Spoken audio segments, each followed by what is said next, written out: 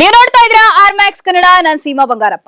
ಚಾಮರಾಜನಗರ ಜಿಲ್ಲೆಯ ಬಂಡೀಪುರ ಹುಲಿ ಸಂರಕ್ಷಿತ ಪ್ರದೇಶದ ಮದ್ದೂರು ವಲಯದಂಚಿನಲ್ಲಿ ಗಾಯಗೊಂಡಂತಹ ಸ್ಥಿತಿಯಲ್ಲಿ ಕಾಣಿಸಿಕೊಂಡಿದ್ದಂತಹ ಹೆಣ್ಣು ಹುಲಿಯನ್ನ ಅರಣ್ಯ ಸಿಬ್ಬಂದಿ ಕಾರ್ಯಾಚರಣೆ ನಡೆಸಿ ಸೆರೆ ಹಿಡಿದಿದ್ದಾರೆ.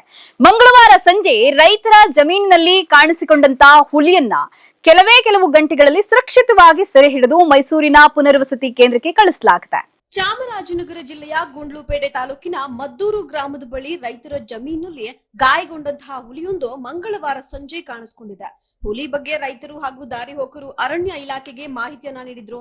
ಮಾಹಿತಿ ತಿಳಿದ ತಕ್ಷಣ ಗುಂಡ್ಲುಪೇಟೆ ಬಫರ್ ವಲಯದ ಸಹಾಯಕ ಅರಣ್ಯ ಸಂರಕ್ಷಣಾಧಿಕಾರಿ ಕೆ ಸುರೇಶ್ ಸೂಚನೆಯಂತೆ ಅರಣ್ಯ ಸಿಬ್ಬಂದಿ ಸ್ಥಳಕ್ಕೆ ತೆರಳಿ ಪರಿಶೀಲನೆಯನ್ನ ನಡೆಸಿದ್ರು.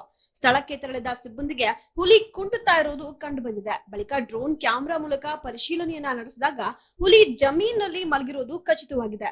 ಹುಲಿ ಇರುವಿಕೆ ಖಚಿತವಾಗ್ತಿದ್ದಂತೆಯೇ ಸುತ್ತಮುತ್ತಲಿನ ರೈತರಲ್ಲಿ ಆತಂಕ ಮನೆ ಮಾಡಿತ್ತು. ತಕ್ಷಣ ಕಾರ್ಯಾಚರಣೆಗೆ ಮುಂದಾದ ಅರಣ್ಯ ಇಲಾಖೆ ಸಾಕಾನೆಗಳ ನೆರವಿಲ್ಲದೆ ಪಶುವೈದ್ಯರು ಹಾಗೂ ಅರಣ್ಯ ಸಿಬ್ಬಂದಿಯ ಸಹಕಾರದೊಂದಿಗೆ ಕಾರ್ಯಾಚರಣೆಯನ್ನ ನಡೆಸಿ ಮಂಗಳವಾರ ರಾತ್ರಿ ಗಾಯಗೊಂಡಿದ್ದಂತಹ ಹೆಣ್ಣು ಹುಲಿಯನ್ನ ಸುರಕ್ಷಿತವಾಗಿ ಸೆರೆ ಹಿಡಿಯಲಾಗಿದೆ. ಸೆರೆ ಹಿಡಿದ ಹುಲಿಯನ್ನ ಹೆಚ್ಚಿನ ಚಿಕಿತ್ಸೆ ಹಾಗೂ ಆರೈಕೆಗಾಗಿ ಮೈಸೂರು ಪುನರ್ವಸತಿ ಕೇಂದ್ರಕ್ಕೆ ಕಳುಹಿಸಲಾಗಿದೆ.